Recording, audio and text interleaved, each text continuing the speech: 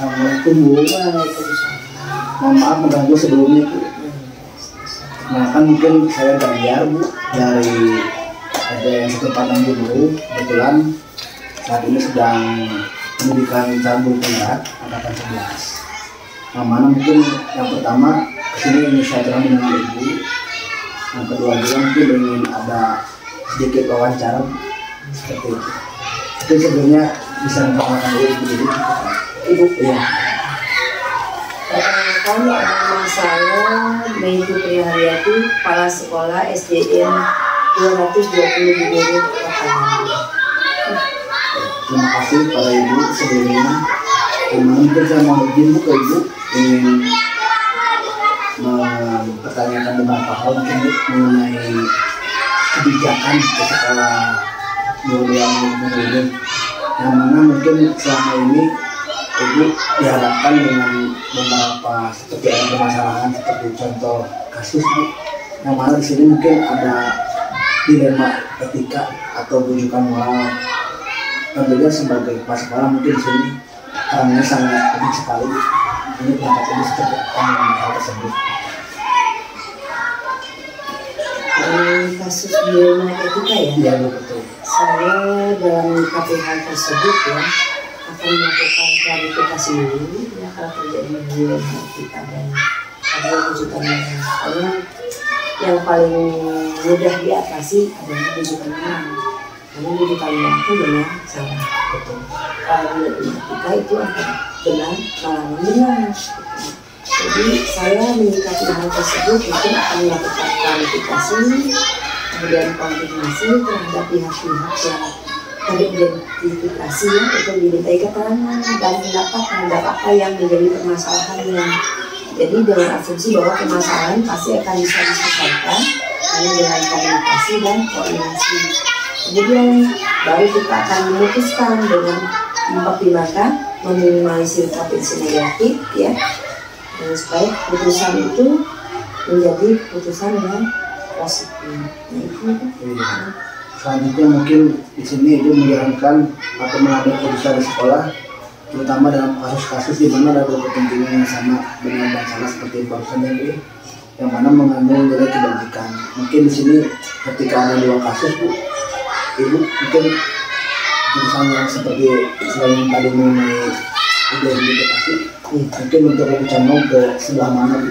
Ketika ada mungkin saya sudah mengambil putusan dalam dua kasus ya, di mana ada dua kepentingan nih sama-sama. Biasanya kan kalau saya melihat sejauh apa nih kepentingan dari dua kasus ini ya, apakah tersebut selaras dengan peraturan atau norma kalau misalkan yang terjadi di sekolah ya, berhubungan dengan peserta didik kita nih. Kalau berhubungan dengan siswa, kemudian nampaknya ada bagi siswa bagi guru ya.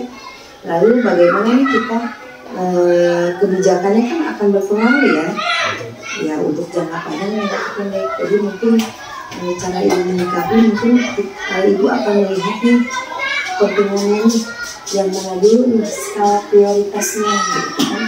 Ada dua kasus lalu kita langsung mungkin nggak langsung bisa menyelesaikan keduanya, tapi dilihat dari kepentingannya.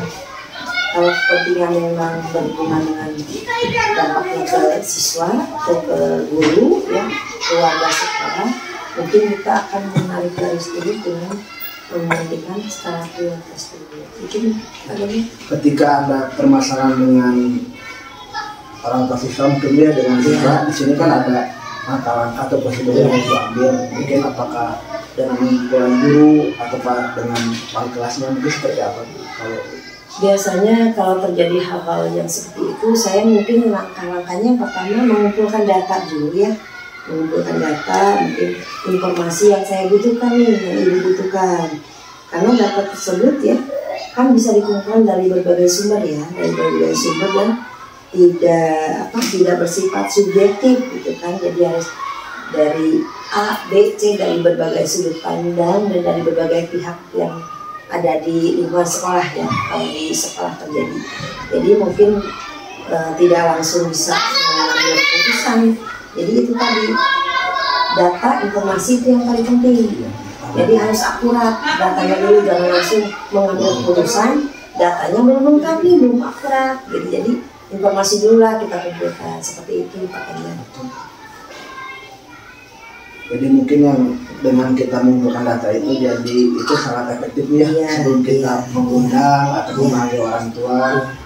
Lalu selanjutnya Bu, mungkin di sini selama ini apakah ada tantangan dalam pengambilan keputusan tersebut? Tantangannya mungkin ya,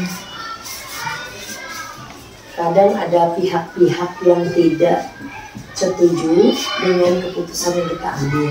Kan tadi masih berhubungan dengan dilema etika ya. Dilema etika itu benar, PS benar. Jadi kita tidak bisa kadang ini A betul, saya udah betul begini, tapi si B enggak. Jadi terkadang kita harus seimbang nih. Kalau misalkan mengambil keputusan tadi seperti langkah-langkah yang sudah kita ambil dengan mengumpulkan data, kemudian kita komunikasi, koordinasi, yang penting itu komunikasi sama koordinasi. Data juga harus kita kumpulkan, kemudian harus berimbang nih. Kita harus berkomunikasi dengan pihak-pihak yang terkait ya. Jadi jangan dengan orang yang tidak berhubungan gitu. Kalau dengan yang tidak berhubungan nanti timbulnya tadi dilema etikanya semakin melebar. Gitu.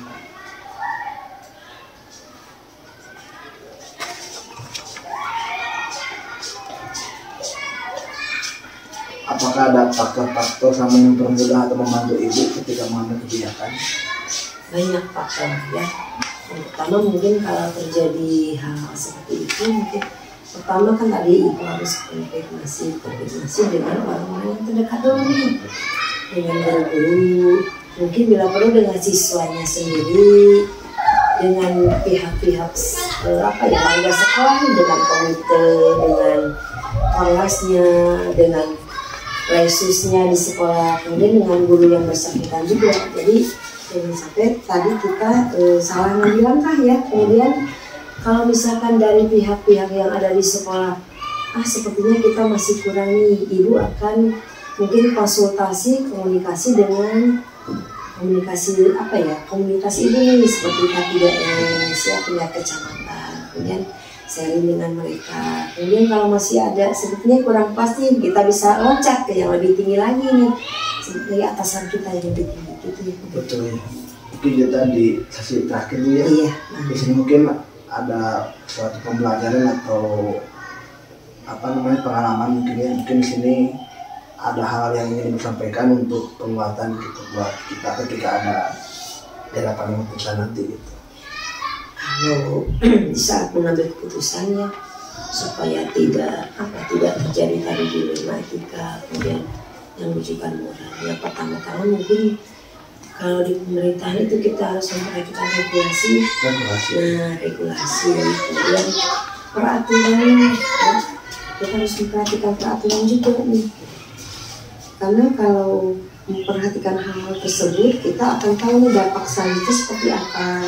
Bagaimana keputusan yang saya buat nih, apakah memanusiakan orang lain? Kan kalau kita salah mengambil keputusan, kadang-kadang pihak merasa kebijakan kita tidak membuat dia tidak nyaman, kemudian merasa saya sepertinya tidak dianggap ada gitu. Kalau kita mengambil keputusan kemudian dikaitkan dengan regulasi, kemudian kebijakan, regulasi itu diturunkan lagi kebijakan ya. Kalau sudah ke regulasi kan sulit dirubah, tapi kalau sudah regulasi jatuhnya ke sekolah, kemudian oleh kepala sekolah nih bisa seperti ini, regulasi ini kita kemas lagi karena situasional ya, kasusnya ya situasional, kemudian kita ambil lah sepertinya nih saya harus mengambil kebijakan nih seperti ini untuk hal-hal yang seperti ini gitu. Jadi begitu kalau jadi harus berhubungan dengan regulasi, peraturan supaya dampaknya bisa membuat semua merasa nyaman ya, semua merasa kondusif. Jadi situasinya kondusif, tidak karena ada hal-hal yang begini jadi kisnya gitu, suasana jadi nggak enak, nggak nyaman. Mungkin hal-hal itu yang tadi yang harus diperhatikan dengan regulasi tadi. Kan kalau kita sudah jatuhnya ke regulasi nggak bisa apa-apa ya, tapi kalau sudah regulasi ini regulasi. Tapi kalau ini lagi kita kaji lagi, bisa nih sepertinya dibuat kebijakan nih gitu ya. Nah kebijakan kan lebih manusia ya biasanya. kalau regulasi kalau udah A Iya. B kudu SIG gitu kan ya. Nah itu Pak Ajaran Pak Ganjar gitu ya. Iya. Terima kasih Bu atas kesempatannya di sini. Mohon maaf mengganggu waktunya. Mudah-mudahan Ibu selalu sehat. Amin.